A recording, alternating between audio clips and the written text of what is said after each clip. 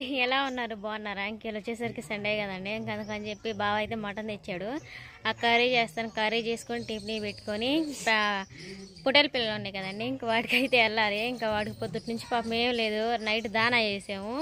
ఇంకా అలా కర్రీ చేసుకొని ఇంకిద్దరం అయితే అన్నం పెట్టుకొని వెళ్తాము. ఇంకా ఎంత సరదాగా ఉండిద్దో మీకైతే చూపిస్తాను, చూసేయండి. వచ్చేసరికి 9-10 అవుతుంది. పాపం వీటికి పాపం ఏమీ లేక ఎండలో నుంచొని నేను ఏడకు కూడా పోకుండా అరగంటలో అయితే కర్రీ చేసుకొని పాపం వీటిని తోలుకొని పోవాలి. చాలా ఆకులుతా ఉన్నాయండి. చూసారా మా పొట్టేలు పిల్లలు? సరేనండి, ఇదిగోండి మటన్ అయితే ముక్కలు చేసేసాను. కొంచెం సాల్ట్,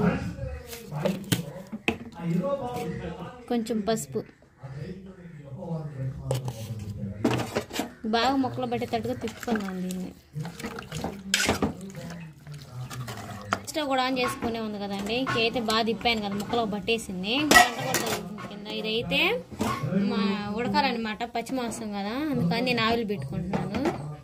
ముక్కలు అయితే ఉడికే లోపు వాటిలో కావాల్సినవి కోసుకుందామండి. టమాటాలు, పచ్చిమిరకాయలు,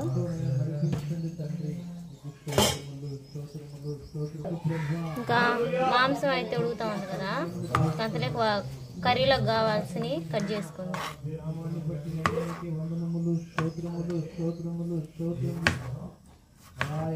ఇద్దరు ముగ్గురు కూడి ఉంటారు, వాళ్ళ మధ్యలో నేను ఉన్నాను చూసిన తండ్రి. సంఘమంతటిపైన ఆత్మని దాని అభిషేకముతో నింపని నా దేవ నీకు వందనములు. మర్చిపోయానండి, పచ్చి మాంసం అయితే కోసి పెట్టుకున్నాం కదా, అదైతే ఉడికింది. వాటిలో కావాల్సిన ఇంగ్రీడియంట్స్ ఇదిగోండి. మసాలా ఊరేను, మళ్ళీ టమాటాలు, పచ్చిమిరపకాయలు కూడా కట్ చేసి పక్కన పెట్టుకున్నానండి. ఇంక కూడా ఉడికింది కదా, గ్యాస్ స్టవ్ ఆఫ్ చేసుకుని తొందరగా అయితే కర్రీ చేసుకుందామండి. చూపిస్తాను చూడండి. సరేనండి, నేను కర్రీ అయితే ప్రిపేర్ చేసుకుంటున్నాను. ఆ విధానాన్ని అయితే చూపిస్తాను, చూసేయండి. ముందు ఆయిల్ పోసుకున్నాను. చెప్పాను సరుకులు తెచ్చానని, కరెక్ట్గా నెల వచ్చినాయండి. ఆయిల్ కూడా అయిపోయింది. నెలవారి సరుకులు నెలకని తెచ్చుకుంటే ఇద్దరి మీద 10 రోజులు పెచ్చే వచ్చినాయండి. వాడేసేమో నెల వచ్చినాయి. మళ్ళీ సరుకులు తెచ్చుకునే వీడియో అయితే మీకు చూపిస్తామండి, చూసేయండి. తర్వాత అంతకన్నా ముందు కర్రీ చేసుకుందాం. సరేనండి, మా కాడ ఆనియన్స్ అయితే అయిపోయినాయి. అందుకని చెప్పి ఇంకా ఆనియన్స్ తేలేదు. అందుకని చెప్పి నేను సన్నగా తరిగిన టమాటా ముక్కను, పచ్చిమిరకాయ వేసుకుంటాను.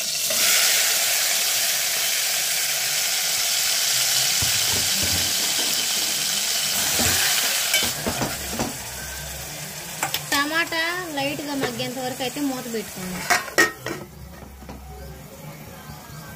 సరేనండి, ఇందాకలా మసాలా నూరుకున్నది అయితే మీకు చూపించలేదు కదా, దీంట్లో ఏ ఇంగ్రీడియంట్స్ వేసానంటే ధనియాలు, ఒకటేమో కొంచెమేమో కొబ్బరి, అల్లం, వెల్లుల్లిపాయ, పచ్చిమిరకాయ వేసి అయితే ఇంక బాగా అయితే మెత్తగా నూరుకున్నానండి. ఇంకా మసాలాలో అయితే ఇంకా ఈ టమాటాలు మగ్గినాయో లేదో చూసి మసాలా వేసుకున్నాం.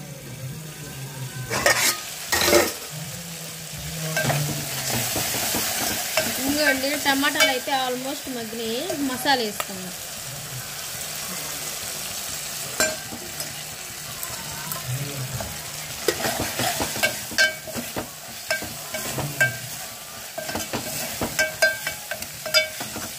ఇంకా మసాలా అయితే పచ్చివాసన పోయేంత వరకు అయితే ఇంకొక 5 నిమిషాల పాటు తిప్పుకుందాం. ఇలా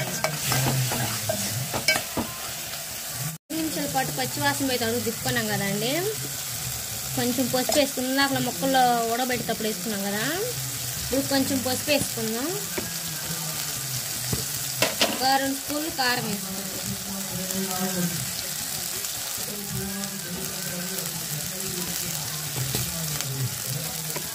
తిప్పుకుందాం.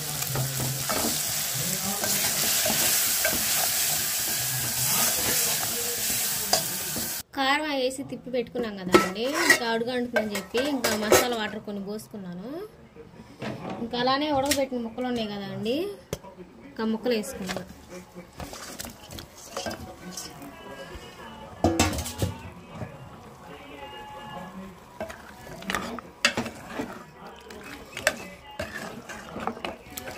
నేనైతే గ్రేవీగా అయితే ఉంచుకున్నానండి, చారు కావాల్సిన వాళ్ళు పెట్టుకోవచ్చు.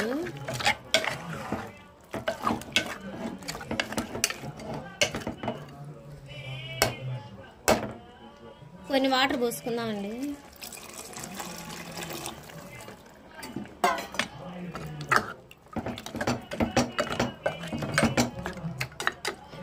ఒక 5 నిమిషాల పాటు ఇంక సిమ్లో పెట్టుకుందాం. కూర అనేది ఇంక బాగా మగ్గిద్దండి. ఇంక మూత వేసుకోండి.